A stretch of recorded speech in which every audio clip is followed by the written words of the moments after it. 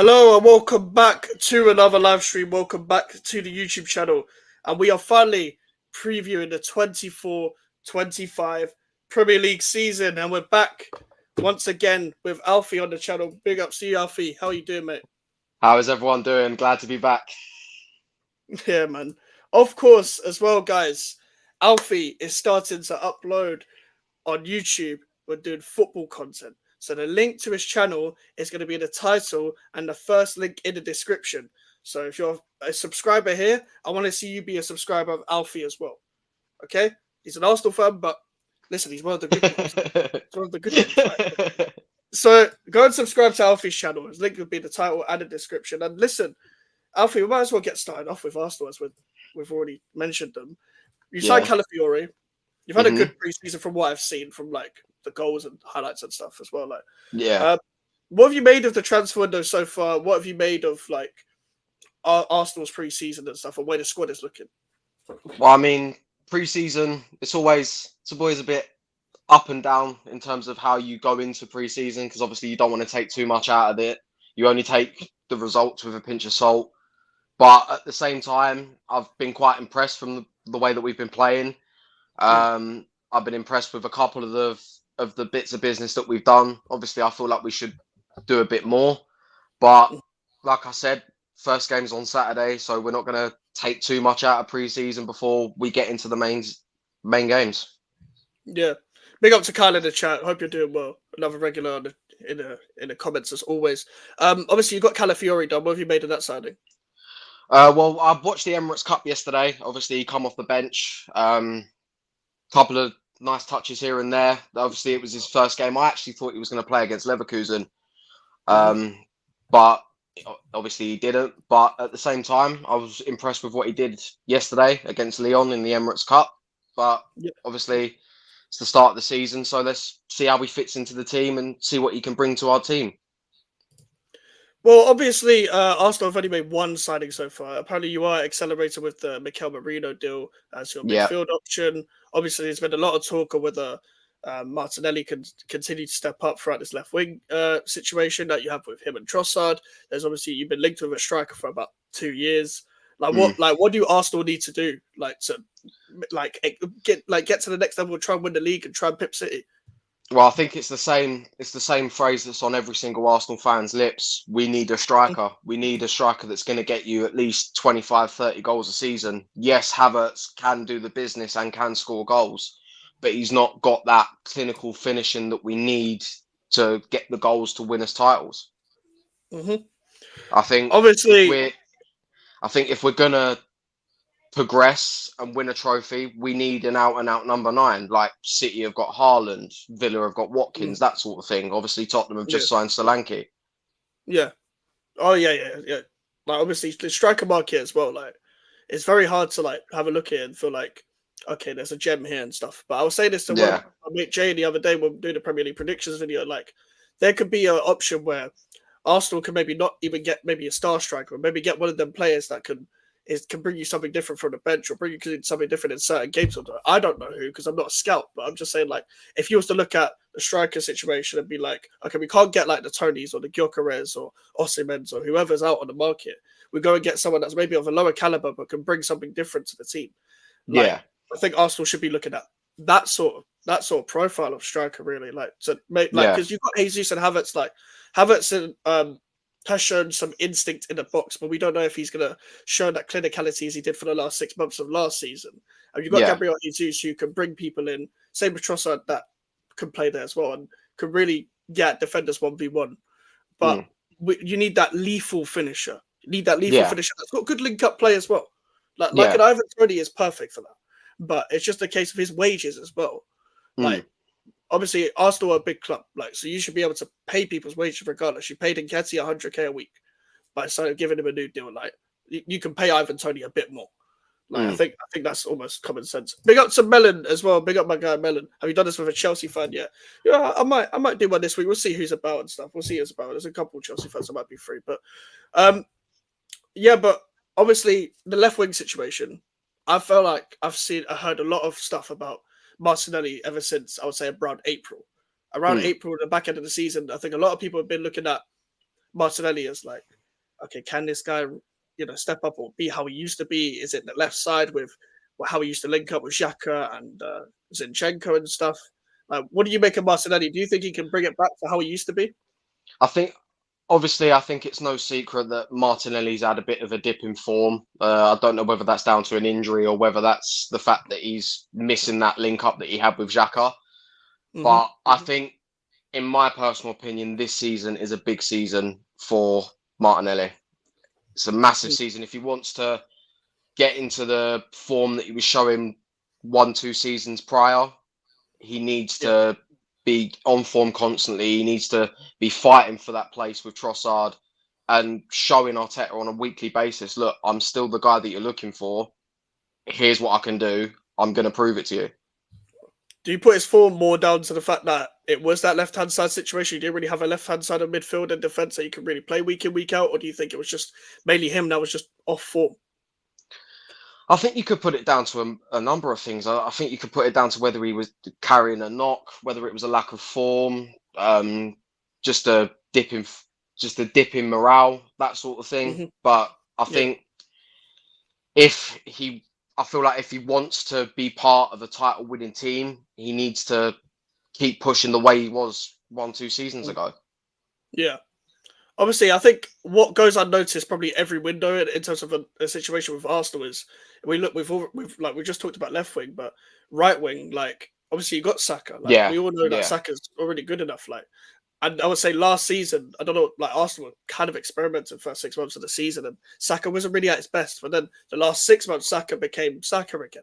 He was very just doing what he does. But Saka has proven that he can be overplayed, and at times not figured out, but there's going to be some defenders that are going to have him 1v1 as well. And do you guys reckon you need another option there? Because Reece Nelson's been linked with a move, but are you going to sign anyone that's going to even be in competition? And should you sign someone that should be in competition with Saka? I think we should. I definitely think we should sign someone, not even just as competition, just to give Saka a rest, because, like you said, he is being overplayed. He's been working his arse off for God knows how long now, and it's starting to show. There was the running joke last season that every time after 65 minutes he'd come off limping. And yes, it was funny for social media. Every time Saka has a bad game, he starts limping and that sort of thing. But if you think about it from an Arsenal perspective, all Arsenal fans are seeing that he's knackered. And he's constantly being played. And we've seen this countless times, not just with players in Saka's position. We've seen it with Jack Wilshere. We've seen it with Pedri. Players playing too many games at such a young age. And then by the time they hit 25, 26, they're done for. Yeah, you can even see it with Rashford a couple of seasons ago, where Ole Gunnar Solskjaer, he played every game. I remember that Europa League final. He was playing with an injury, and he played him for 120 minutes to keep him to the penalties. He completely fucked him as well. Obviously, he can't big up Damien as well, another regular on the channel. Why haven't Arsenal signed a centre forward? Why do you think Arsenal haven't signed a centre forward from your perspective? Does he mean centre forward in terms of a false nine, or does he mean number 9? Because centre forward, forget FIFA time, centre forward and striker are pretty much number 9, in real life. Yeah. I honestly couldn't tell you. It seems that we're strengthening in the positions that we don't really need strengthening in. I mean, yes, Calafiori is a good signing. Yes, Mikel Merino has the potential to go on to be a brilliant backup midfielder. But at the same time, Arsenal fans have been crying out for a striker for so long, and we're not being given the bloodlust that we're yearning for. Yeah. And I feel like it's detrimenting our success further on into the season, because, like I said, we haven't got that clinical number 9 that can score 25, 30 goals a season like Man City do. Yeah, that's true. That's true. When you look at the market as well, obviously Mikel Merino is a good player. I think he can be almost an upgrade to your midfield in a sense. But do you guys even know how? I'm struggling to know if Arteta knows how to use Declan Rice properly, because he moved him to the 8. Because he probably wanted someone different in the 6, like a Jorginho, where he passes and stuff.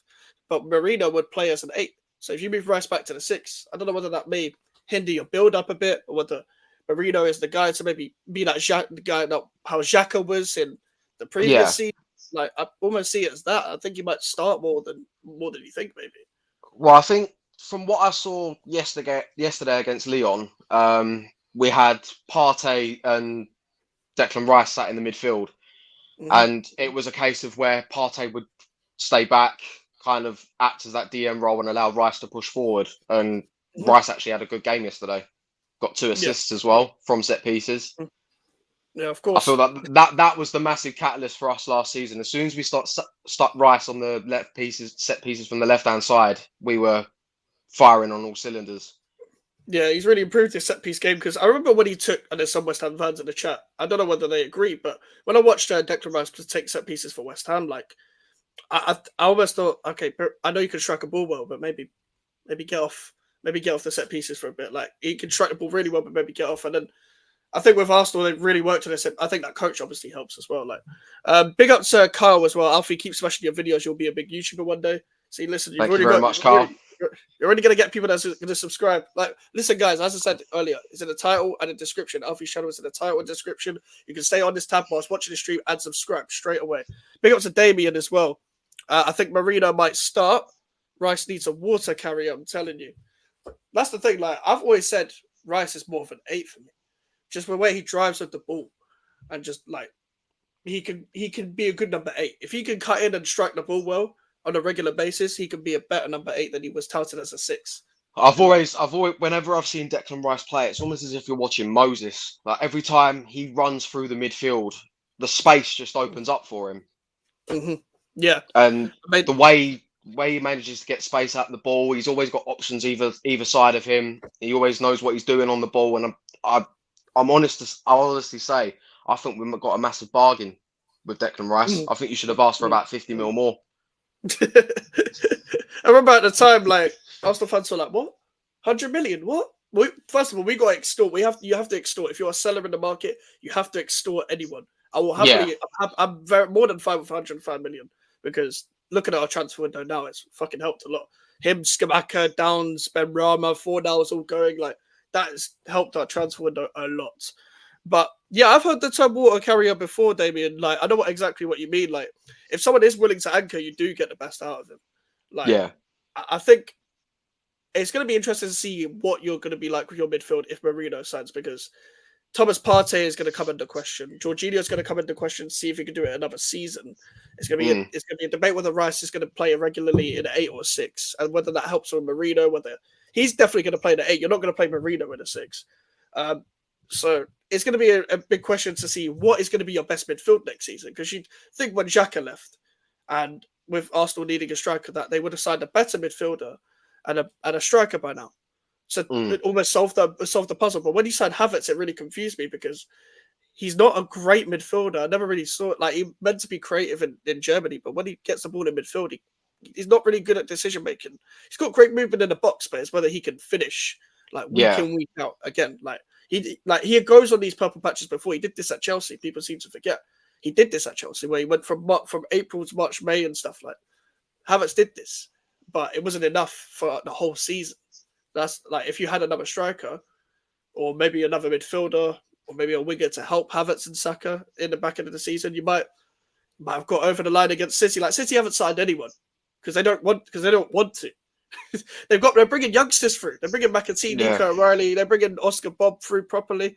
Like, they're easing him in. Like, Pep always likes to just be careful with youngsters as well. Like, he just likes to play them, carefully, so they don't hinder their development. And when he finds talent on his hands, they'll be fine. Like, you look at Foden now. People will be like, well, waited this long for Foden to become the main man. But look at him now. Like, there's a reason for it. And you don't need to be such as this regular starter at Manchester City either. Like, only De Bruyne and Haaland have that. De Bruyne and Haaland have that when they're undroppable, when they're fit. Everyone else is droppable. Other than that, maybe 2 or 3 other players. Rodri as well. Maybe even Kyle Walker, but obviously he's getting on in years. Same with Diaz as well. Yeah, like with Kyle Walker, he's done. He's done out here. Like, after that last season, Man City and England. Oh my god, he was terrible. Terrible. It just showed how slow he was. Yeah. Like, every single team that we come up against in the Euros, they were coming down that left-hand side. It's almost as if Kyle Walker was half asleep. Yeah. Yeah, I'm pretty sat much. there scratching my head going, where's this guy's pace gone? Because he used to be rapid. Yeah. When you look at Arsenal team overall, you got about fucking 6 centre backs or 6 people that can play centre back. You got Timber, you got Calafiori as well, like centre backs that can play fullback and stuff. Like you seem to have done with the defense stuff. All right, the defense is now okay. I don't even think that you needed Calafiori in my opinion, but midfield and striker, is that a must? Is that a must for the window? Because we're in August now. The season's nearly started. Yeah, I'd say striker is a must over midfielder, but at the same time, we Mm-hmm. do need a midfielder. I think the striker Yeah. is the main priority. Once we get that done, I feel Arsenal fans can just sit back, calm down, and just see where the season takes us. Yeah. But I don't really want to be getting to the stage of, oh, we're about 3, 4 months into the season and we're panicking because we haven't got a goal scorer. Oh yeah, yeah. Like, what Yeah, are we for going to do sure. if Havertz gets injured? What are we going to do if Jesus picks up a knock? What, stick Eddie and Nketiah out for the rest of the season? We can't do that. Nope. Nketiah is a good striker, but he's not a striker you need to win a title. He's a good striker for like Fulham. Yeah, Like Fulham, even then with like Fulham is probably his level in my opinion. Like even like trying to get Europe, I don't see it. In my opinion, with Venketia, I don't know why you're demanding this much money from Marseille. By the way, wait, 30 how million. much are we demanding for him? Originally, it was like 35, 40, and then rejected like a 30 million bid. Like, what has he done in football to require that? Like, it's a seller's market. You want to extort, but teams aren't gonna like pay that. You need to get rid of it. You That need to get rid of the teams are money. going to draw. Teams are going to draw the line at some point. If you're asking for 45 million pound for a striker like Nketiah, teams are going to turn around and go, right, we get you want a profit, but you're taking the piss now. Yeah. Like, even I get that. Oh yeah, Blank, big up Blank. Isak would be perfect. I mean, Isak would be unrealistic, but in a realistic world, I mean, an unrealistic world, in a perfect world, Isak would literally be perfect. Yes, Yeah, Isak would be he perfect. would be the striker that we need, but Yeah, obviously it's not a real word signing, and I feel like Newcastle will want to try and keep a hand over all of their massive assets because obviously their owners have just pulled out. yeah, yeah. They've still got that business going on with Tonali. There's hmm ifs and buts on whether Guimaraes is going to stay for a couple more seasons. Yeah, they want to see Newcastle like really, really upgrade on their signings. Like they're going in the right direction with like something like Mark Gay and stuff, but they need some more of those players of that caliber to really keep like the people like Gimaresh and Isak to then finish in Europe and stuff because Yeah, they need to be in Europe. They need to be in Europe at this stage. Um, the what's it called? Like the Amanda person left, but there's still yeah. Saudi people there. Like the Amanda person looking to invest in other clubs now, but I mean there was rumors of Tottenham. Tottenham don't even spend money. They don't spend money. Archie Gray and Solanke is not enough for their transfer window. Like they got to rejuvenate their whole attack. You see, the thing is, we've seen this before with Tottenham. They've just spunked 65 million pounds on Dominic Solanke. Who was the last striker they spunked 65 million on? Oh yeah, Richarlison. No, yep. I And forgot. look how that turned out. It's not. Solanke's a good player, but he's not Yeah, a Solanke's a good significant player, upgrade. but Good player. Significant I don't upgrade. think he's worth 65 mil. Yeah, Bournemouth have really, really got a good deal out of that. I have to say, They've got a well good deal done. out of it. But Yeah, now because it's like just a case of whether they can reinvest the money that they've got from the Solanke sale. yeah, they just had a bid for Evan Nilsson from Porto rejected. Obviously, hit Mm. them and Nottingham Forest are both interested. I've heard he's a good player. I've heard good things about him, but I think they're gonna recruit really well. Bournemouth. They've been recruiting really well over the past 2 years, like getting Milos Kerkez in, getting Yeah, Semenyo in, and players like Semenyo, that. yeah. Yeah, Semenyo's a good player. He can fill in for like a couple games, and then they'll sign their main striker, and then they can put Semenyo back on the wing as Yeah. well. So, yeah. They say, oh, Everton, bro, they need more than help. They need every god that ever exists. Tottenham's recruitment has been hit and miss, in my opinion, since selling Kane. I rate Solanke. Joe, I completely agree because Van der Vent's been good. Vicario is a good goalkeeper, but we've seen that in their set pieces, he gets targeted. Like they put 2 players around him and he drops Yeah, the ball. Ben White tried taking his gloves off. Remember that? Yes, I remember that. Who else have they signed since then? They signed Madison. Madison's a good player, but when he came back from that injury, he wasn't good enough. I feel like we're going to see a lot more from Madison this season. Obviously, injury free. We're going to see him at his best from the word go. Yeah, It's not going to be like a 3 or 4 game period, then he gets injured, that sort of thing. We're going to see him from the word go. We're going to see how well he does this season with Tottenham. This is perfect. Why would you keep Timo Werner? Another year of Timo Werner. Exactly. This is typical Tottenham. And on loan as well. Oh man, an extra year of Timo Werner on loan. What is like their attack is terrible, by the way. Werner, Richarlison, Johnson, Brennan Johnson for 40 million. Brennan Johnson, this is bad spending. This is bad business. Who else there? Manuel Solomon. He's not even played since. Kulusevski on the right. He can't play in this system. Not on the right. Oh my god. I mean, I would say that Daniel Levy's lost the plot, but it's safe to say that he's never had it. Yeah, he's never had the plot. He's never had the plot. Yeah, like you can tell when if he put his hands together like this, he'll look like he's plotting something. He looks like Mr. Burns, bruv. But other than that, he completely off the plot. Like, if you look at all their attack, like none of them are clinical. Like Solanke's their best option, and Richarlison didn't do that bad last season, but he's not good enough. Also, yeah, Son is done. He's done. You're still going to see goals from him, but it's not the same human, Son. It's not going to be the same as next year. It's not been the same since he lost his best mate. Yeah, since Harry Kane left. Yeah, I mean, Harry Kane didn't even want to lift the pre-season trophy against Scotland. I don't fucking blame you, Harry. I don't blame you, man. That's your own problem. It's your own fault. You've managed to curse Bayern Munich. How do you curse Bayern Munich? How? Like, let's see if Vincent Kompany can do it. I saw a funny meme yesterday. Obviously, the Olympics final has happened recently, and there was a picture of Michael Elise. He took off the runners-up medal, and someone posted on Twitter, "You're about to join Harry Kane's Bayern Munich. You want to put that medal on?" Oh my god, that's so true. Poor Elise, man. Got to play with the biggest trophy curse in world football. That is terrible, man. He's being coached by a man who's just got relegated with Burnley. How the fuck did he get the Bayern job? Sure it is. He's actually going to do well there. And that's the thing. The reason why he's going to do well there is because, do you see Burnley? They were smoking crack last transfer window, like last summer, yeah. Because they were like, okay, we just got promoted. Let's sign about 20 wingers. And let's sign all these young defenders that have never played in the Premier League before and play out the back with them. And let's get rid of all the core that got us promoted in the Championship and change everything. That is where you fuck up. Because now you're waiting for all these players to gel. But your squad isn't even as good as anyone else in the league, apart from, Sheffield United and them, man. Should have stuck with Sean Dyche. Yeah, that was going downhill, though. Like, that's the problem. Like, we might have seen this first relegation. Like, let's be real. Dyche bought it. For Burnley, Dyche ball, it peaked. Since then, it's just been downhill. Also, they've hired Scott Parker. They're not getting promoted. Oh god! They're not getting promoted. They're playing tonight against Luton. I'm not going to do a watch along for that, but I'm watching the game. I'm definitely watching that game. Like Luton, I have. If you watch my Championship predictions, people had Luton at second and Burnley are like fourth in the playoffs, and I said that Burnley are going to lose in the playoffs. Also, I've already fucked up with these predictions because I put Preston at like 8th or 9th, and Ryan Lowe has already walked out. He's already walked out on yeah, they lost 2-0 against Sheffield United and said, "That's it, I'm off."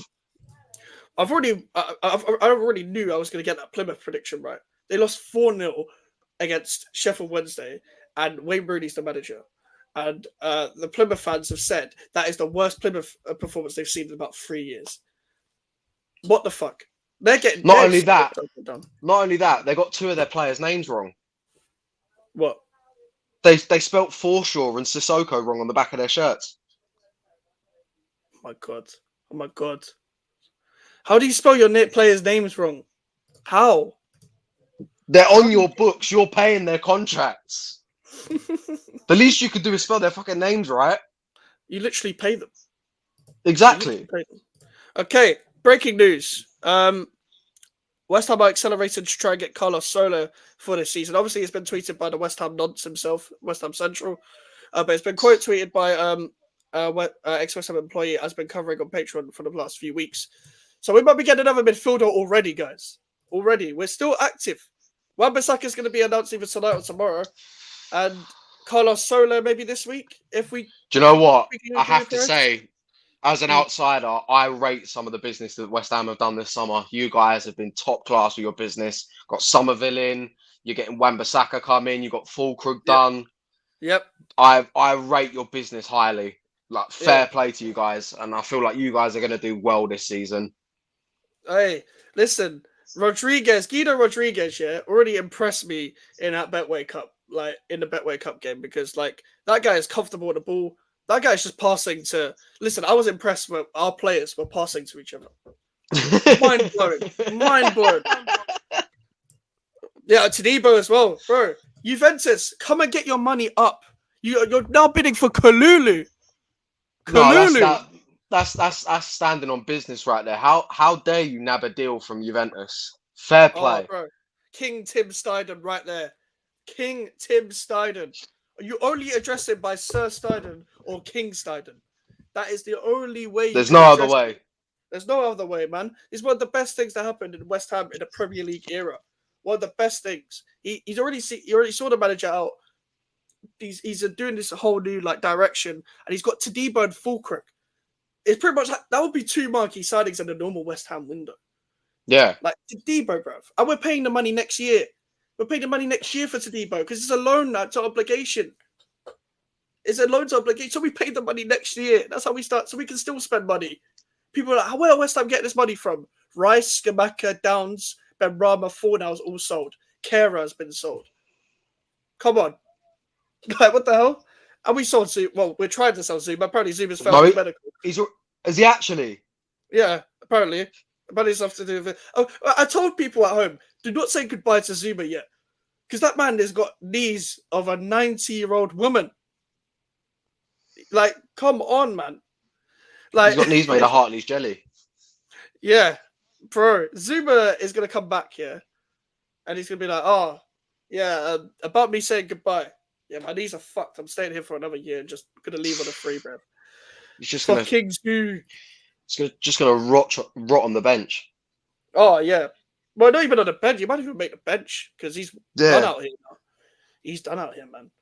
Like we've got good options. Like if we was to sign Carlos Soler, it would really put the jeopardy of Ward-Prowse and number 28 his futures, and like they probably wouldn't be able to fit in this in Lopetegui's demands anyway. But he's already ruthless. Lopetegui's ruthless already. He's seen his lights are starting. Go get me another midfielder. Go and get me Carlos Soler. I like Carlos Soler. Go and get me him. And if we could get that deal over the line, and let's see if that is true, that's going to be confirmed by ex-West Ham employee later on. Obviously, he quote tweeted it, but we'll see if that source, and he's going to go check back with his source and see if that is all true. Then yeah, we're doing some more good business. That's what we're doing. Like Carlos Soler is another number 8 option. Alvarez and Rodriguez as your 6 options, and maybe Rodriguez can play alongside Alvarez as well. You've obviously got the centre-back options. Like I still trust in Mavropanos as a squad player, but Tadibo and Kilman as the starters, I like that. Wan-Bissaka will be announced either tonight or tomorrow. And yeah, like this is nice. Somerville is the one I'm excited for the most, is the one I want to watch the most. Like that man is fast and technical. That's all I want in a winger. All I want is used to be fast and technical. So and anyone wants, man. Yeah, honestly, you might know where Somerville's going to go, but you're not going to stop it. Like that's the thing with Somerville. You know where he's going to go, but you're not going to stop it. It's the same with Jared Bowen. Jinky majinky, exactly, Damien. Exactly. Jinky majinky. Yeah. With them knees, he can't kick a cat anymore. Oh, God. Fuck's sake, like no, but it's like what I sent you the other day. Like, how you trying to get rid of Zuma on International Cats Day? Yeah, bruv. No, for fuck's sake. Oh man, no more scandals at West Ham, please. Please, no more scandals, please. We've got the betting scandal. You got the cat scandal. We've got everything, man. Cat scandal, bruv. Oh man. Let's see if we can get that Carlos Soler deal over the line. I don't know if there's anything that's dropped since then.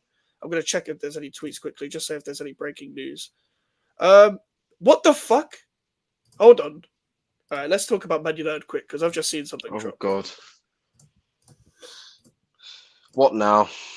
Everton forward Dominic Calvert-Lewin is one of the number of forwards discussed by Manchester United in this transfer window. As it stands, not a priority position, and United are likely to reinforce in that area unless there are sales. Calvert-Lewin into final year contract. You know how funny this would be and Man United signed Calvert-Lewin. Oh and my they want God. top 4. Bro, he's the Zuma of strikers in 2024. That man is injury prone as fuck. That man is washed. How the mighty have fallen indeed, Damien. Like, bro, you've already got Hoyland. Listen, we don't know how Xerxes going to turn out. But Calvert-Lewin, what are you smoking? Like, seriously. Calvert-Lewin. Clearly some crazy shit, because they spunked. How much did they spunk on Lenny Yoro? And he's already injured. I don't know. I have no idea. Like 50, 60 something. Like, he's injured. He's injured for 3 months. He got injured in a pre-season game. Yeah, against us. Oh my God. How do you get injured in 3 months already? That's bad luck, man. That's bad luck. Like, Euro and Xerxes, and then you sell Mazzarari and De Ligt. De Ligt as well. Yeah. De Ligt is like somebody who's very up and down over the years, come into criticism, had some good performances. Mazzarari is injury prone. I wanted him at West Ham. We nearly got him, but he is injury prone, so it's worth putting out there. So you literally are already in an injury crisis, and you signed an injury prone player, and that's not good business. And don't get me wrong, you probably have upgraded a Wan-Bissaka in a way, but fuck it, man. Like, Dallow's going to play a lot of games. He's pretty much like, it's like having Luke Shaw on the right. Luke Shaw's injured again. How many times are we going to talk about Luke Shaw every year? One of the best left backs in the league if fit. He's never fit. So what's the point of talking about No, him? he's not. Didn't Ancelotti somehow get like 17 Prem goals out of that bum? Yeah, Ancelotti actually worked. Ancelotti's different though. Don Carlo. Oh yeah, bro. Ancelotti, you see that raised eyebrow? Your life is over once. Only Carlo Ancelotti can get 17 goals a season out of the striker like Calvert-Lewin. Wait, Yeah, which man. bold man is cooking? Which bold man is cooking? Ten Hag, bro, he's cooking crap. Fuck off. Blank's a wind up. He's a Real Madrid fan. He's been a wind up. The Premier League Walter White, bro. Yeah. I mean, I've seen that comparison quite a lot, bro. Yeah, he's just trying to get all his Ajax buddies back together. Onana, De Ligt, Anthony, Martinez, Mazraoui. Yeah. He had Van der Beek last year. Van der Beek. How much longer are we going to give this guy? He's got Hirona. How much? Oh, has he gone Hirona? Yeah. Yeah. So wait, can they still play in the Champions League? Because obviously they're both owned by City's owners. Yeah, they can still play. They can still play in the Champions League, but that's good to hear. Then they can't do business. They can't do business directly. You can't like be the same UEFA competition and sign someone of another club that's like majority shareholder, like same owners and stuff.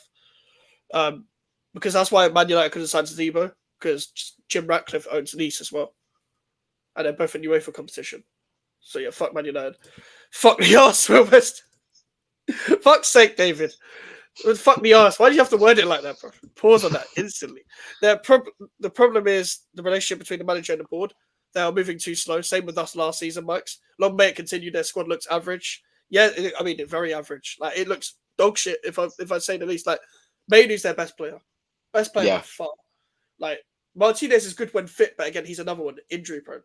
He's a good player, but injury prone. Like, Lenny Yoro would be a good player if he played. Like, all these players are not going to play. I was looking at, there was a picture of like the first game of the season of Ten Hag's first game. So against Brighton, but they lost. And half of those players are still there. McTominay's still there. Rashford, is obviously, he is on death row. Rashford is on Suge Knight death row contract at Man United, bruv. They're giving Bruno Fernandes a new contract. They're fucked. Bruno Fernandes a new contract for what? For what? Crying all the time. Bro, you know when a man plays in moments? You know when a man scores like every 8 games, every 10 games? They call the guy world class. He's playing score hero, man. Oh, yes, he's a score hero player. Like, that is one of the score hero players, bro. Him and Rashford's the same, man. Man United will sign Cruyff next. Bro. Oh, man. Jordi Cruyff. Yeah, because they can't sign the other one. But they will sign. They're probably going to try and sign fucking Ronaldo back. They'll do some shit, man. They'll do some nonsense. Ineos hype, man. I'm sick of it.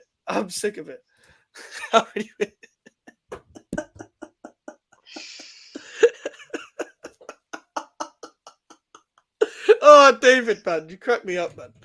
Oh, man. Why is your manager pickpocketing your squad. You need to be pickpocketing Man City for the title, and you're pickpocketing your squad, bro. How many? Hey, leave my manager alone. Leave my manager alone. He knows what he's doing. Does he? He knows what he's doing. This guy was doing light bulbs in a changing room, playing "You Never Walk Alone" on a training ground, bruv. What else was he? It was doing that. Oh, guys, I met my wife in the club, and you guys again make this a special night like I did with my wife. I met my wife and I moved to her. Bro, shut up, man. Just because that's the fogging standards. Yeah, that's the fucking standard. That's the fucking standards. I pickpocket you, so you can pickpocket the title, guys. Yeah. Bro, that makes no fucking sense. It makes no sense. You gotta stay alert. Yeah, that's what I'm saying. What the fuck is he on about? This guy's a gimmick guy, bro. If my manager start doing that, I can't lie. Like I'll be, yeah, bro. If I'm trust a person. Well, I mean, when you say your manager, I'm pretty sure that's something David Moyes would have done. Moyes would have. Joe Moyes would have done. He probably would have like. If you're a defender, you're playing up front. Like, simple as that. If you're a defender, you're playing up front. 11 men behind the ball, and if you don't track back, I will pickpocket you. That is how it works. Like I'm sick. I'm so glad we're past that era. Don't need to talk about fucking terrorism again. He knows how to finish second. Again, another pause moment right there. Oh man.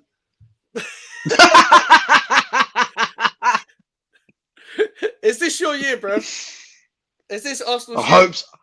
I fucking hope so, man. I really do hope so. Oh man, second twice in a row. You don't go for the cups.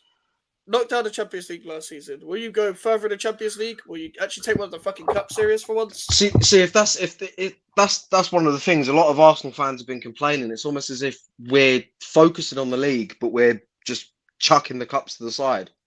Yeah, we need credit in the bank. Like no one's going to take us as a title-winning team. No one's going to take us seriously if we haven't got some trophies to back it up. Yeah, facts. Like if not to kind of beat around the bush or anything, West Ham could be taken more seriously as a title-winning team because you've got a trophy.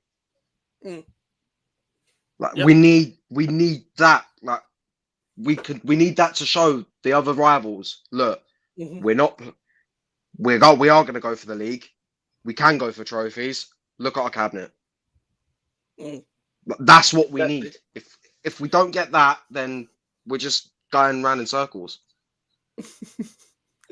These comments are killing people. Lopo not playing mini games. I like it. Giving them silly answers. Need to stick with them. He's keeping things in house. I agree. At least use the money from their pockets to sign a player. Man, keep people. I'm just getting rinsed, bro. You gotta understand. A lot of the people watching the channel are West Ham or Chelsea fans. So, nah, you know what? West Ham fans I've got time for. Chelsea, go away. I pick up Jonathan, super duper Mick, and pickpocket Eddie will strike again.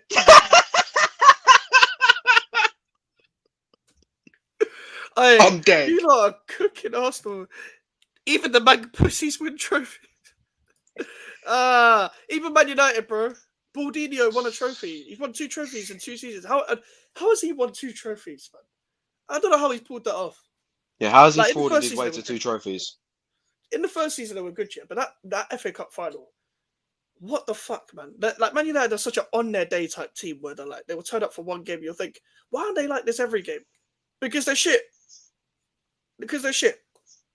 Like you can turn up for a game. Can you turn up for a season? No, that's why they finished 7th or 8th. I thought it was going to be exactly the same as it was under Louis van Gaal. They win the FA Cup and then Ten Hag gets sacked. But Ineos showed their cards. I was big up Flawless. I was on the channel. Like he pretty much summed it up. Like Ineos have done everything right, but keep the manager. Like, but that's the thing as well. Like you're giving all these good players to Ten Hag. Like it's not going to make it. There's no difference. There's no difference. You had Varane under Ten Hag, and you were shit. Varane was probably your best centre back, and don't get me wrong, he was injury prone as well. But even when he played, it didn't matter because Man United was shit because of Ten Hag. Feel bad for Arsenal. We should give them a full refund. United is like the uncle which randomly appears once in a year. Yeah, honestly. Yeah, do you know that distant relative? Like, oh, fine, I haven't seen. And they come up to you like, oh, I haven't seen you since you were this big. Yeah. Oh man, I used to hear that all the time. I haven't seen you since you were this big. Yeah, I haven't seen you in years, bro. United's the uncle that's been missing since 08. Yeah. They've been missing since 08, let's be real. Yeah.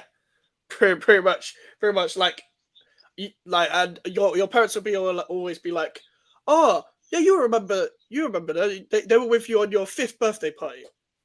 Yeah, I'm going to remember that. Yeah, I can't go back that far. You think I remember what people look like when I'm 5?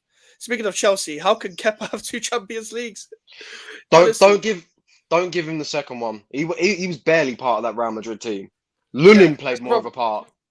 That's a Real Madrid fan talking as well. Like, big up blank. Like, Kepa's frauded his way into life. He tried to be the manager in 2018, won the Champions League in 2021.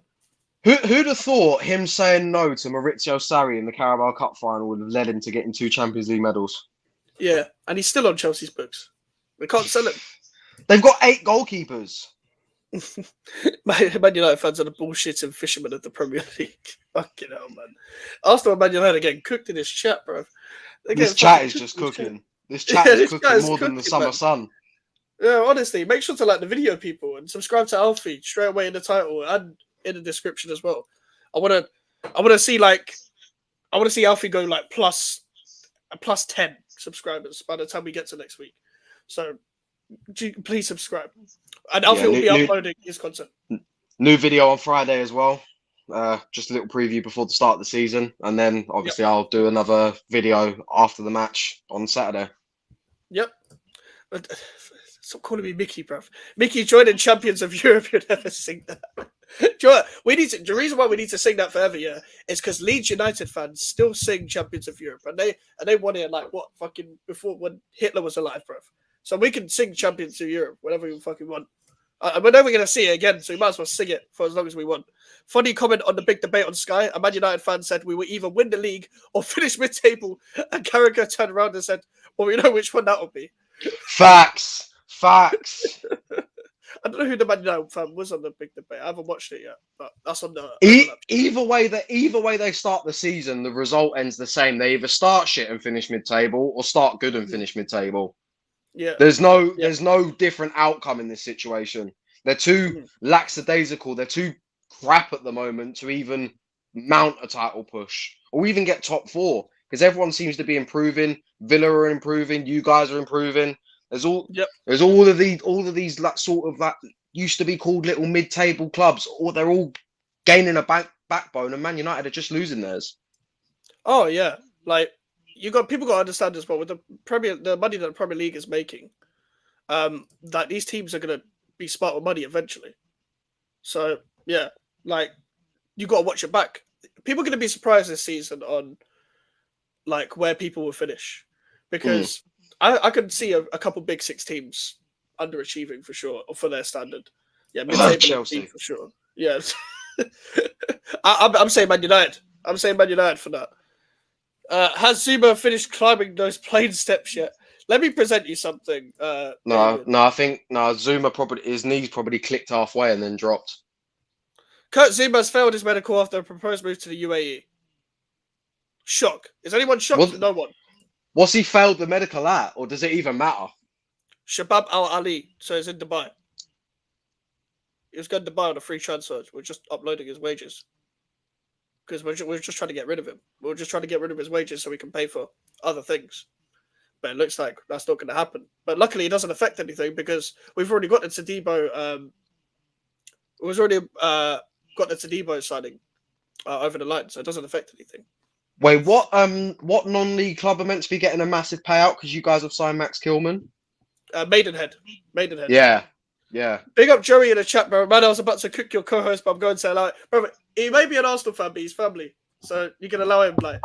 But cook every I'm one of the good ones, guys. Yeah, he's one of the good ones. I'm one of the good ones. I'm shocked they fell for it. Yeah, honestly, bro. How can you even try and set up a medical for Kurt Zuma? Like, That is insane to me. Like, I think everyone knew he was going to, fail his medical. Like that guy barely passed his medical in the first place when he moved to us from Chelsea. Like that took a long time to get over the line. Like we were close to signing Milinkovic, and we literally said at the last minute, "Fuck off" to Milinkovic because we were signing Kurt Zuma. We just about got his medical over the line. That took a day. Massive mistake. Massive mistake. Did they even do a medical in the UAE? Fuck knows. I don't fucking know. But clearly they do. Like, I mean, if they didn't do a medical in the UAE, Kurt Zuma would be rubbing his hands getting that Dubai money by now. Yeah. Like, he'll be getting that move very quickly. Like, in terms of like the general Premier League season, who do you think is going to overachieve and who do you think is going to underachieve for their standards? In terms of overachieve, I think Palace will do well. Mm-hmm. I feel like Palace will bounce back from the loss of Elise. Obviously, they've still got Eze at the club. Mateta, I've already said to a couple of people, Mateta's my outsider for top goal scorer. Obviously, he was banging him in towards the end of last season. I feel like he's going to take that form on into the start of this season. He's done well at the Olympics, vice versa. But I feel like Crystal Palace might actually do well. Whether they get in towards the top 6, no. But I think mid-table and higher, I feel like they'll do quite well. Fulham as well. I hate to say it because I miss Smith Rowe. But I think Palace and Fulham are my overachievers in terms of this season. In terms of underachieving, I want to say Villa, but at the same time, I still don't know. Fair enough. I think with Villa, the reason why I put them in the top 4 again is because I don't think anyone below them has upgraded on what they've done. Yeah. Because I don't think Tottenham have upgraded on what they've done. I don't think like Chelsea, we don't know. We don't know with Chelsea. They could be because their attack actually doesn't look that bad with creating chances as long as they don't play Mudryk. But their defense is shaky. Like I watched a couple of their games. Like defense, like Colwell was severely like fell off and stuff like that. One of the things I don't understand about Chelsea is how can you keep Enzo Fernandez but sell Conor Gallagher? Well, because Conor Gallagher can't really pass the ball, mate. Like, because Conor Gallagher, when his best attributes are everything's off the ball. Like, Conor Gallagher is just a guy who can press you, and then when he gets the ball, he turns into number 28 for West Ham United. I'm not going to mention any names, but you know, if you know, you know. Yeah. We don't mention him by name. We don't mention him by name anymore. But he's like a. I know Damien's going to be pissed, but he's like Gallagher is like a Souček if like he had a slightly bit of mobility. Like that's like when Gallagher gets the ball and he's about to pass to his teammate, the ball has somehow gone off the pitch. Like I don't know how, but he's managed to do it. With Enzo Fernandez, I don't know whether they were planning to even offload him with that bus situation, but those situations usually get handled behind closed doors anyway. We've seen a lot of situations with teammates that even if they don't like it, they'll get along with it as the image of the public. But behind closed doors, they just get on with it professionally. Like, so they seem to just move past it. Oh yeah, definitely. Like, Souček's way better in the air. Yeah. Let me go back to a few comments. Zuma has had good seasons, though, just broken down. I do agree, because even in the 2021 season, when we first signed him, no, not 21-22 season, he had some really good games. Had some, he was borderline the reason why we kept so many clean sheets, him and Ogbonna playing together. When they both got injured, we were fucked after that. Even the next season, even when we fell off a bit, he wasn't even that bad for me. He was let down by a couple of other players that were playing next to him. But I would say last year, it became too much for him. He took too many knee injuries and he just looked slow and running in quicksand. But I overall have nothing against Zuma. It just needed to happen. We needed to just move on and become more. Just need to progress. Just become more. I forgot what the word is, but you know what I mean. Maybe the crutches gave it away. I wouldn't be surprised if he trampled there. Wolves are going down. Bournemouth is the one to watch out on. I want Wolves to fall off because they've been chatting a bag of shit throughout this whole pre-season. Just because they beat us in pre-season and we got McKilman from them. Jesus Christ, man. I feel like they'll struggle now even more now that they've lost Pedro Neto. Oh, yeah, for sure. Don't worry. You're not going to get Gallagher prop from me, Damien. Not Damien, Jonathan. Villa will fall off Chelsea and Max. David's on one today. Yeah, PSR as well. PSR helps with that, with the whole Gallagher situation. David's on smoke. Yeah, pure profit as well with the whole Gallagher situation. It's academy kid, make money off it. Boom, done. Simple as that. And it's not like he's going to break into their team with Lavia and Caicedo. Lavia's fully fit now. Caicedo's going to have a good season. And Kunku's there. He could play him in the middle. He could play Palmer in the middle. There's not going to be any room. And they've got players coming through that they said from last year. That Ugachukwu as well. Yeah, Ugachukwu, like, you never know with him. You never know with him. Yep, Souček. I was talking about Souček. No, he's not. And I know you're winding me up, but no, he's not. And Lopo needs to get it right. We have all the tools now. Yeah, do you know what? I mean, that's why I'm giving him a season, because like, it's going to take a long time for these players to gel. A long time for these players to gel. Like, we've signed a lot of players, and we're still trying to do business. It's a whole new system. I still don't think we had enough preseason games, in my opinion. But as I said before, we had it weekly. So we took a week break on every game. So like, even though like players won't get injured and stuff anyway because it's preseason, and like we won't have many injuries because players will be taken off in 45 minutes and stuff. But without any risk of players getting injured, I don't mind it. Like, I don't know how we're going to do against Aston Villa. I have no clue, but I like what I'm seeing. Yeah, and I can only just trust it for now. Like, he's been given all the tools, and listen, if this was the next season and he was to finish mid-table twice in a row, I'd still be looking at him a bit sideways in my opinion. Arteta's the toker. Do you think we can hijack Fofana? If we can have a similar situation with Todibo, in the fact that Todibo wanted to go to Juventus for a while, but Juventus tried to use the power of what's it called? Him wanted to go to Juventus to try and lower the price. So we'll see what happens with the Milan and Fofana situation. Alfie, what is wrong with your fans? It feels like a genuine question of concern. What Arsenal fans? Yeah. See, when I say what's wrong with Arsenal fans, mainly I'm just looking at Ty, because that guy is constantly delusional. It actually hurts my brain listening to him speak. You mustn't forget it's been raining. Mustn't forget it's been raining. Mopai, you're a cheat. His response to every single piece of criticism is, "Have you been unbeaten?" I'm not like that. Oh man, I didn't even think it's the worst. I'm one of those people that will sit there and just take it. Pause. Yeah. Did you see the secret club I in for Samu Omicron? I'm going to call him Omicron because that's the name I've called him. That's the guy. That's the Chelsea deal that broke down. I quote tweet. So there was probably a secret club that wanted to get this deal done because the deal broke down with Chelsea, and I quote tweeted it thinking, I have a strange feeling.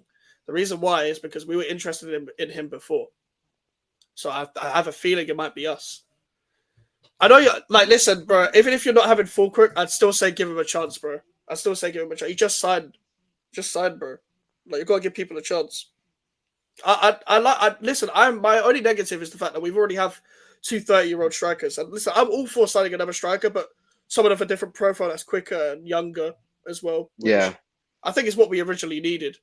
To be honest with you, listen, I've only heard bad things about him, but I've also heard really good things about Omicron. So you never know. You never know. You reckon Brentford? Jonathan? I don't know whether they have money, but do they have the money to pay for him? Like, I would Omicron go from failing that medical with Chelsea or failing whatever it was with Chelsea to then going to Brentford? Like, because that's still a big step down. I feel like Brentford are going to struggle. So you never know. They were always irrelevant, but now they're hated as well. I don't know, but like growing up in school and stuff, Arsenal, like, and Damien put it as well, Arsenal fans ain't the worst Man United are. Fair play. Growing up in school, it was just Arsenal and Man United fans that pissed me off. It was them two fan base that pissed me off, because mainly Man United because they were winning leagues and stuff like that. Like, it was just like, oh, we've won 20, we've won 19, we've won 20. Hey, fuck. For me, it was United and Chelsea. Oh, really? Back when I was at school, it used to be United and Chelsea. United because they were winning everything, and Chelsea because they had money. Simple as that. There was only like one Chelsea fan in school, and it was in my secondary school, and they didn't really hear from him much. Everyone else, City. Yeah, everyone else is either West Ham, Arsenal, or Man United in my school. Obviously, it kind of makes sense. But the Arsenal fans are unfortunately everywhere, and Man United fans are unfortunately everywhere. So you can't escape either of them. Do you know what's really funny? I live in Chadwell Heath. When Declan Rice was signed for 100 million, I saw a lot of Arsenal shirts in Chadwell Heath. Just walk into the gym. I'm like, where the fuck have you lot been? Yeah. And it's funny, when we beat you in the Carabao Cup, I saw no Arsenal fans. I saw no Arsenal shirts. I was like, okay, where have you gone? Where have you gone? Obviously, you guys beat us 6-0. Fair Yeah, enough, I'm guessing. I was about to say, I'm guessing they all come back out again when we beat you 6-0. Do you know what? I think I was so pissed off that I didn't notice. I was still probably pissed off from the next day. So I just didn't notice. Tony Money, maybe? Yeah, but who's going in for Tony now? Like, everyone's dropped their interest. That's the problem. Even though I think someone should be going in for Ivan Tony. Someone should be going in for him. Like, I know Saudi are interested. Someone said that he can't, like, there's no white women and there's no betting, so he can't go Saudi. He will hate it. That fucking made me like, yeah, fair enough. That guy is interested in a lot of things that probably wouldn't be going down in Saudi. You know, getting drunk. Do you reckon he's got an acca on his next club? Maybe. That's a shout. You know. I'm old school, so it was always Millwall. Do you know what it is for Millwall fans? I remember, like, I saw a Millwall fan at Chadwell Heath, and I was so confused. Because I was like, how have you ended up here? We literally walked across the road like that, like it was like we were about to recreate Green Street. Like, I was walking off like a fucking proper West End stand-up. I was so confused when I saw a Millwall fan in Chadwell Heath. I was like, Millwall fans are never outside Bermondsey from when I see it, but I know there's some Millwall fans in East, and I was so confused when I see it. I was that Chelsea fan that came back to haunt you. Honestly, like, yeah, I never met many Chelsea fans when I was young. It was just one Chelsea fan in school, and there was a couple when I was playing football and stuff, but that was it. Yeah, Saudi are interested in Tony, but is Tony interested in Saudi? If Tony goes to Saudi after all of this hype, after wanting to move to a big club, that is hilarious. And I want Tony to get his big move, don't get me wrong, but Saudi. Not that sort of big move. Yeah, like, don't get me wrong, get your money and stuff, but you're meant to be ambitious and stuff. You're meant to, like, want to win stuff. And your dream move is Liverpool, because you're a Liverpool fan when you were young. I don't think Liverpool are going to get you because they don't want to spend any money. Don't forget, Mike, I'm from Kent, which is West Ham. Okay, fair enough. I didn't know that. I didn't know that, to be fair. That's fairly close to me. Oh, really? Yeah, Kent's fairly close to me. Might see a Millwall shirt then. Might see another Millwall shirt. Someone's got to be then. Yeah, someone's got to be a Millwall fan, man. Suppose someone has to. I mean, my mate's a Millwall fan. He was at the Den on Saturday, so. Wait, lost as well. Yeah, I was like, I guarantee you used the C word about 50 times within the first half hour. He was like, no, 100. That's the thing, like, with Millwall, I'm always going to be there for their downfall, even with how irrelevant they are. Like, I made as soon as they battled the playoffs, I made a video on it, and yeah, it pissed off Millwall fans. I love it. And Blackburn fans beat them and then started singing "I'm Forever Blowing Bubbles." Big shithouse. Love it. Come on, Blackburn. But overall, with the transfer news that's going on right now, who do you think is going to underachieve like the most this Premier League season so far? As we know, from the transfer window's gone on 12th of August, as it stands right now, who do you think hasn't done enough? Who do you think will Liverpool? Really? Well, I feel like they haven't signed anyone. I keep hearing little murmurs here and there about Zubimendi, but I haven't heard anything come through. I don't know. I just feel like Liverpool are going to struggle. Obviously, new manager. We don't really know that much about him. Yes, he's had a good pre-season, but you can't really read too much into pre-season, especially when you're a big club like Liverpool. But I'm keeping a close eye on what Liverpool are doing, because I'm not going to lie. I think we're amongst the majority of non-Liverpool fans. We're all going to miss Klopp. We're all going to miss Jurgen Klopp on the touchline. It's going to feel weird without him in the league, but I think don't know. I think a lot of people are not going to miss him because they fucking hate him. And they hate Tottenham fans won't. Well, yeah, probably not. He might pull his hamstring again if he stayed on. Spurs or Liverpool. Yeah, fair enough. I think Spurs might. The thing is with these two teams as well. Liverpool, again, I'm going to use the same reason why with Aston Villa and Tottenham. Like, no one's upgraded. No one's upgraded to go beyond Liverpool.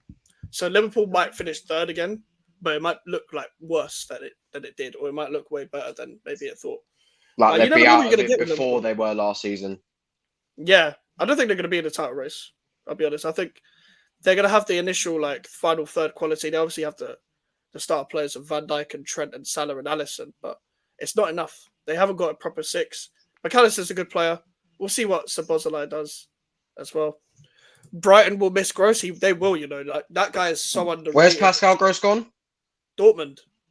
Oof, that's a good signing for them. That's a good, really good signing for them. Yeah, he deserves a move. Like even though he's like 32 now, like he can still play for like a few years. Like even Nagelsmann recognized how good he's been by calling him up for the Germany squad. Like he's a very underrated player. Always destroyed West Ham because Brighton always destroyed West Ham. But he was just a magician with the ball. He can play anywhere. He was playing fullback. He was playing fullback as well. Spurs won't underachieve. They've never achieved in the first place. Yes, David. Facts. That is very true. That is very true. Gross is just class. Yes, he Pascal Gross is class. He likes to do that typical turn he does on his left foot all the time from his right to his left. That always gets defenders, and like he manages to do that's like his signature move. And he always manages to find a chance and go and try and get Brighton out of trouble when they're struggling as well. Like it's going to be interesting to see what Brighton do this year because they've got a new manager as well. They've signed a couple good players. A lot of their players are coming back from injury as well. But I just think, like in terms of where they finish, a lot of teams have upgraded from them. So even though Bournemouth have lost Solanke, they're in a much better position, in my opinion, due to the fact that they've got their coach already. They're quite familiar with what they're doing as well. Similar, I think Fulham will miss Paulinho. Jordan, to be fair, as much as Fulham have done good business so far, they haven't signed a Paulinho replacement. No, they haven't. They need to because that guy is underrated, and he would break up play, stop counter attacks, line breaking passes. That guy was a great passer. He's going to do well at Bayern Munich. Which player is going to have a breakout season? Ooh, very good question. Oscar Bob, probably. Or Amad Diallo if he plays for Man United. If Ten Hag plays Amad Diallo, he'll have a breakout season, but he probably won't. So I'm going to say Oscar Bob. But if you mean breakout season, do you mean like first season and first team football? Do you mean this is going to be their best season to date? Because I think Oscar Bob, in my opinion, I think he's going to have a great season. Like, especially with their winger situation. They've signed Savio. Now their winger options are now Doku, Grealish, Savio, and Oscar Bob. That's some good winger options. Oh, like best season. Best season. Who's going to have their best season? I would make a case for Conor Bradley. Yeah, it's a shout. Because we don't know if he's play midfield as well. No. I feel like Conor Bradley will be one of those players that will put Trent under pressure for that right back position. Yeah. And I don't know if he's injured or not, because I know he picked up an injury in the back end of last season. So I don't know if he's been playing like preseason games or anything, but he's just good up and down right back. He will do well for slot. Like he'll be one of the players that if Trent does get injured, which he actually is not a stranger to injuries. Pardon the pun, that he'll slot right into his system. Yeah. Oh yeah, for sure. Like if we're talking best season as well, like it's quite easy for me. Adam Wharton. Yes, yeah. Like composure on the ball. There's not anyone that's really that much composed more than him on the ball. Like, and he's only 20. He's only 21. And like I know you can't really take much into it because it was a friendly, but I remember watching him against Bosnia. First friendly again before the Euros. Just how calm he was. Yep. For someone of that age to have that much calm, like be that calm on the ball, that composed. Yeah, he's going to have a really good season. He didn't get a minute in Euros. It's ridiculous. Typical Southgate. But he is so composed on the ball. He can pass it between the lines very well. Wins the ball back very quickly, and wins the ball back high up the pitch. And with the way Palace play, they have a balance of playing good football and also being hard to break down. Like you can't break them down because of the way they play, the way their formation is and stuff. Watch out for Morgan Rogers, Barco. Yeah, Barco from Brighton. I forgot he was there. Kamada from Palace, they signed him as well. Munoz, also from Palace, and Semenyo. So, do you know what? That's a shout. Morgan Rogers as well. That guy is a fantastic player. Like, coming from the Championship from Middlesbrough to Aston Villa, like, as I was talking about on Joey's stream yesterday, Championship talent underrated as fuck. Like, Jonathan Rowe's going to go to Marseille. Jack Clark needs to be picked up by someone, in my opinion, from Sunderland. Obviously, we picked up Somerville.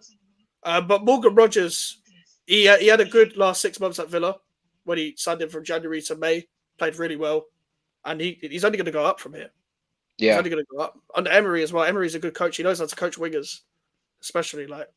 And he's just going to have more of a role at Villa. He's going to be more of a regular starter for sure.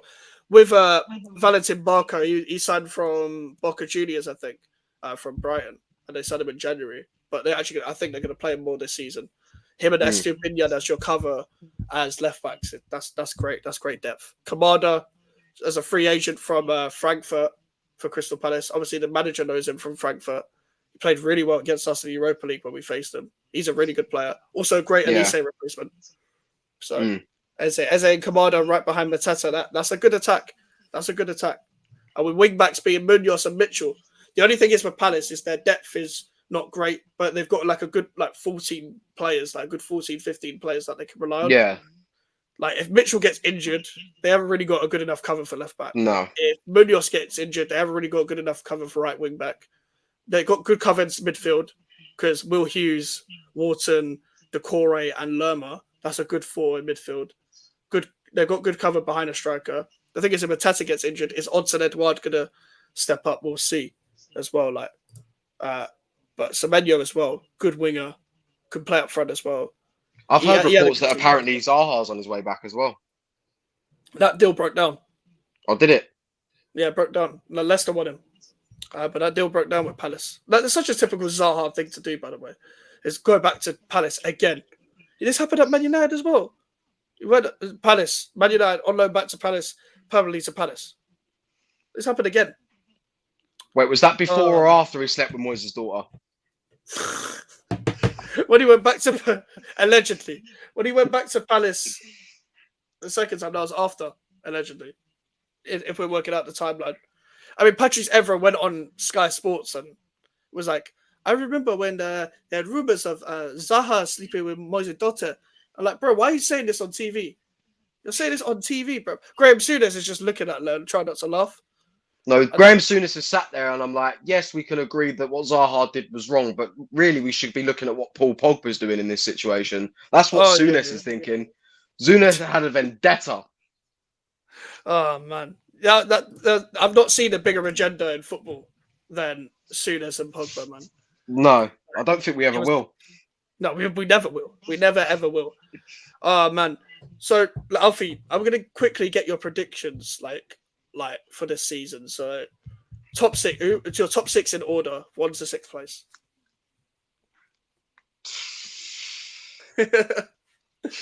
I know what you want to say, but do you really think it? You thinking with your heart or thinking with your head? I'm thinking with my heart. Big up Richard as well. I'm thinking with my heart, and I'm going to go with Arsenal to get it. Third time lucky. Yeah. I think. I'll try and clip this. Arsenal. Okay, so Arsenal first, City second, Liverpool third, Villa fourth, Tottenham fifth, United sixth. Okay. Yeah. All right. Fair enough. Who's getting relegated? Southampton, Wolves, and Forest. Oh, Wolves! Do you know what? By the way, I got fucking abused in my comments by Forest fans for saying they get relegated. Fuck off, man! Get the fuck out of my comments immediately. They're so rattled. And we already know that as soon as Forest get relegated, Gibbs White's off. Yeah. By the way, it's just funny. As soon as you said Wolves, by the way, big up Deck, he's a Wolves fan. As soon as he entered the chat, he was talking about Wolves getting relegated. Southampton, Wolves, and Everton because Premier League hates them. Yeah, if Everton get another points deduction, I feel sorry for them, man. They don't deserve that. They don't deserve that shit, man. The hell?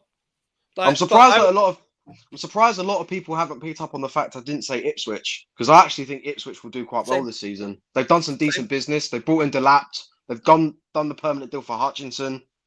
I'll rate some of the business that they've done, and I actually think they'll stay up. Big up Ed Sheeran. But in my predictions, I didn't predict. I only predicted one promoted team to go down, and that was Leicester, because I think because of their loss of their manager and their best player to Chelsea, and now Steve Cooper's there. He doesn't really fit what the players want to do, and even though they're trying to do business, I think they're hanging on by a thread. Oh, do you know what, Eve? They may do poor this season, but I guarantee for a fact, even at his age, Jamie Vardy will keep him up. He's just got it about him. He's got that aura about him.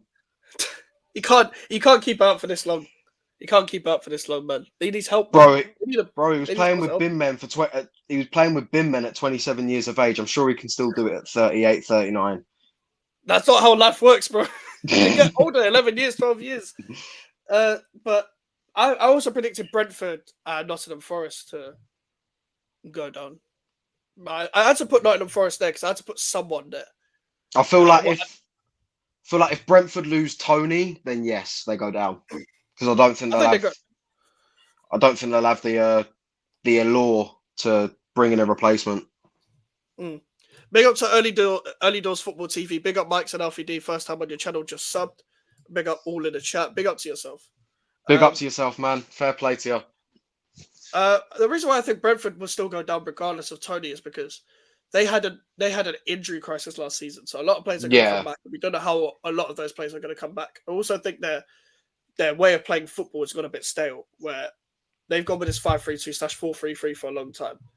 And I feel like they need to have a couple more new ideas. And they were not hanging on by a thread last season, but they were somewhat in a relegation battle, but like almost just above the other teams that were properly in that relegation battle. But with other teams upgrading, I think Southampton will surprise people with not only just because of their business, but because they have taken a lot of their core from the Championship to the Premier League and just signed some smart players. Like Flynn Downs is a smart signing, Sugawara is a smart signing, and I feel like it's not necessarily to do with the striker. It's the fact that they're going to be well structured in defence because they're changing their formation this season, and I feel like they just know what they're doing. And I feel like they're actually going to kill off a couple big teams at their ground this season, just because they're going to come in with confidence. Not just that, but they've also brought in Brereton Diaz as well. Brereton Diaz is a good signing. It's a good signing. Like he's going to be at an environment where he can prove himself week in, week out. Because it took him very hard to settle in from leaving Blackburn to Villarreal to go back to Sheffield United on loan, and he's been everywhere. But now he can settle into one place and really kick on. I feel like Sheffield United was just doomed from the get-go. I mean, as soon as they lost 8-0 to Newcastle, you knew they were going down last season. I knew they were going down when they got promoted. Like, simple as. When they got promoted, they go. You know what? I'm just sick of these yo-yo clubs in the Premier League. It feels like we need to make another like mini league for all the teams that are too good for the Championship but too shit for the Prem. Teams like Norwich, teams like Burnley, teams like West Brom. You know what it is with that? The reason why you just got to let it happen is because eventually they don't get promoted to the Premier League anymore. Because it's going to take a while for Burnley now. Burnley are going to suffer with that because of this whole Scott Parker appointment. West Brom haven't been promoted since in about 7 years. What's it called? Norwich are fucked. They've lost their two best players this season. They're fucked. Pookie? Is Pookie gone? Pookie gone a long time ago. Well, Pookie gone a long time ago, but Jonathan Rowe's left and Gabriel Sara's left. So they're fucked. Well, Jonathan Rowe's about to leave to go to Marseille, so they're fucked anyway. And with Watford as well, they've lost quite a lot of their best players. Yeah, that's the thing. Norwich and West Brom aren't yo-yo anymore because they were yo-yo. They're just yo. Yeah, they're just yo. They're yo-ing in the Championship. Bournemouth could struggle with that. So the thing is with Bournemouth, they recruit well, so they'll recruit him back, and because the manager gets the best out of all the rest of their players, and they've got players coming back from injury, they're going to be way better than last season. See, that's the thing. I've always rated Bournemouth's recruitment, especially when they lost Callum Wilson to. I don't even think we were, you know. Because I don't think you were. You got relegated in 2011. Come back the season after the next. Yeah, but you know what? But and have you stayed might be there. talking about before. We might be talking about before Premier League era because we did get relegated a couple of times, like back in the day. But in the Premier League era, we've only been relegated twice, and it took the first time it took us 2 seasons to get promoted in like 2005, 2006. We got promoted, and then we stayed until 2011, and then we got promoted, and we've been there ever since. So we weren't. I don't think we've been not like Norwich level of yo-yo, but maybe back in the day. That they kept that Nesta deal under wraps. Do you feel we should have held for more? No, because you got enough to invest back. But the problem is, I know you, especially Dick, you don't really trust your director of football, so you might not get the gem that you want to replace him. But you might struggle without Neto a little bit. I just think with Gary O'Neill changing the formation this season, going to a back four as well, it's not going to help. With the fact that also you got Hwang and Cunha are good players, but they're going to need help. Sarabia is going to need help. Like, will we go back to a yo-yo club? Also, seeing as we now show we are a selling club. To be fair, everyone is a selling club. Everyone to an extent is a selling club. Everyone barring, like in the Premier League, everyone barring a Liverpool, Arsenal, Man City are a selling club, because even if Man United, if Real Madrid come in for any of their players, they can't really hold on. It's Real Madrid. Like Man United aren't a selling club, but like you go from like 20th to even to an Aston Villa, Newcastle, West Ham, we're a selling club to an extent. We're going to flip to Debo eventually. We're going to flip Kudus eventually. Paquetá, if he doesn't get the ban, will go eventually. The only one that's really going to stay that we have of any value is Bowen, because he signed a 7-year deal, so he's going to stay. We're not going to worry about that. But everyone, his father-in-law will be fuming. Yeah, exactly. Yeah, before and after the Prem, but I think we could agree a league in between would help benefit these clubs. That's the thing; they just eventually disappear. They eventually just disappear into the Championship, or they just like the thing is also what helps is the parachute payments. Like a lot of these clubs don't use them very well. We get Neto, you get Pedro Lima, fair deal. Mendes is our true director of football. Let us get that straight. Why let the truth get in the way of a good story? Sad to say. Man City are selling club. Is that you don't know? Yeah, do you know what? They sell good though. They sell good, but it's just they sell different. Well, like, I've heard they're going to make a decent. I've heard they're going to make a decent amount of money off Calvin Phillips. Apparently, Ipswich are in for him as well. Yeah, I saw that just before I come on. Rest in peace, Ipswich. Rest in peace, the sanity of Ipswich fans if Calvin Phillips joins you, man. I'm fully with you. I don't know. He's shit, man. One of the worst players I've ever seen at West Ham United. One of the worst players ever. Yeah, with that being said, I feel like if there's going to be any way that he's going to get his career back on track, it'll be Ipswich. Ipswich are going to bench him. They're going to bench him. I'm telling you, he's that shit that he's going to be benched for Cameron Humphreys from the Championship. He's going to be benched for Sam Morsey and all these players that they got promoted with. He's going to let them down. They want to play football? Nah.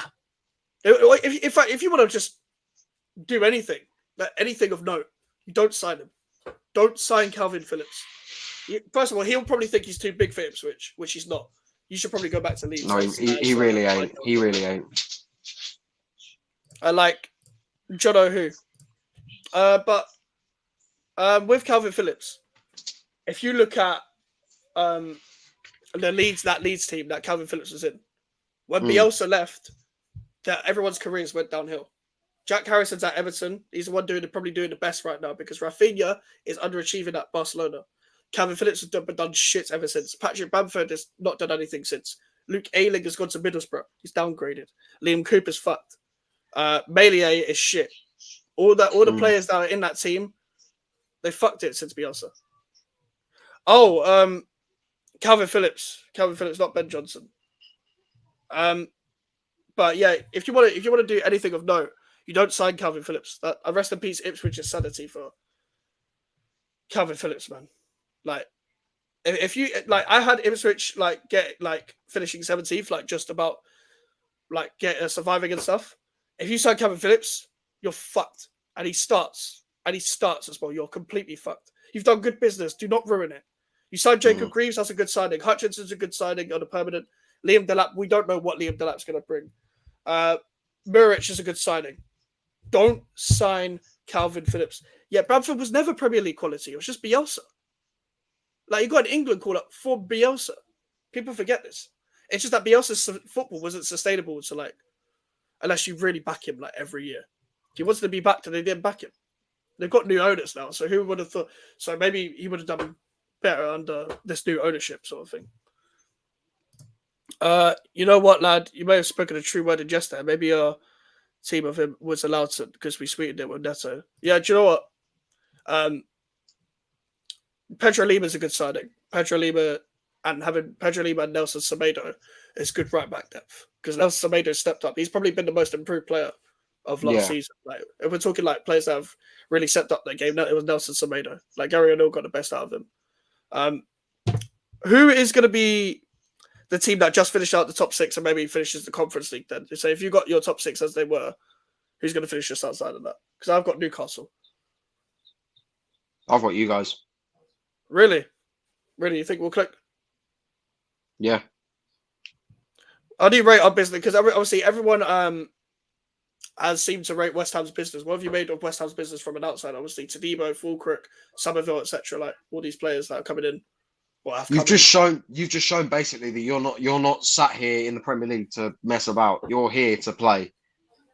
You're here to play with the big boys, and you've got credibility, obviously, with the Conference League. You've got a massive amount of incomings. All players who have got quality. Yes, they may not have the Premier League experience, but that will come with time. You've got a manager that clearly knows what he's doing, and has clearly stated that if you want me to get you where you want to go, get me the players that I want. Facts. Yeah, like, especially with the fact that, obviously, Dexit, you're a Wolves fan in the chat. Obviously, Lopetegui wanted funds. Lopetegui wanted funds at Wolves, and that's why he left. But Gary O'Neill seemed to get the best out of that squad for the time being until they hit an injury crisis. And I think Lopetegui wouldn't have joined West Ham if he didn't know he wasn't going to get the backing of the funds. So it was worrying for a time, like after the Kilman signing, where we didn't sign a right back and a striker for a long time. But then all of a sudden, we've signed 5 players in 2 weeks. 5 in 2 weeks. It's amazing. Rodriguez, Fulkirk, Somerville, Tadimo, Wan-Bissaka. That's amazing. That's amazing. If we get our Wan-Bissaka to centre forward, we will trouble top 4. Like I know you don't like Fulkirk, but I would trust him for this season. We'll see how he like. The thing is, even for the season, like the only problem with the Fulkirk signing is also like he's not played in the Premier League and he's 31, so like it's going to take him a season to settle in, and then he'll be 32 unless he hits the ground running. The thing is, as well, like Damien, if we get another centre forward and we have Fulkirk, a younger centre forward, and Antonio, fucking hell, that's great depth. That's great depth because Antonio can still play a part. Can definitely still more than play a part. He'll probably start next game. And people saw his. Yeah, bro, but you gotta give him a chance, bro. You gotta give him a chance. Like, I get it, but I feel like he really suits us. I feel like he really suits us with the way we play. And with Antonio as well, we don't have to start him week in, week out if we have the depth that we have. As long as Danny Ings doesn't play. No, you do, bro. Come on, bro. Like, let's be fair. But with Antonio, we don't have to tire him out. He was getting very overplayed. Very overplayed. Like, at times as well where we didn't have a striker. We didn't have a striker to come in. So he has to play every game. Yeah. Like, we tried playing Bowen up front for a bit. Like, it worked sometimes it just didn't work. But it was very forced, in my opinion. The season hasn't started yet.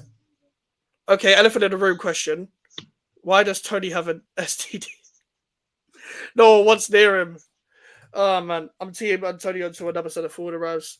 Listen, I get it, but come on, man, give the new guy a chance at least.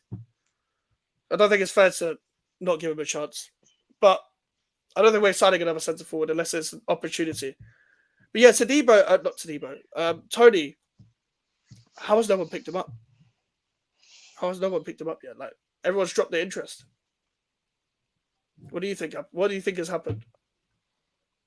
I don't know. I feel like there's no way that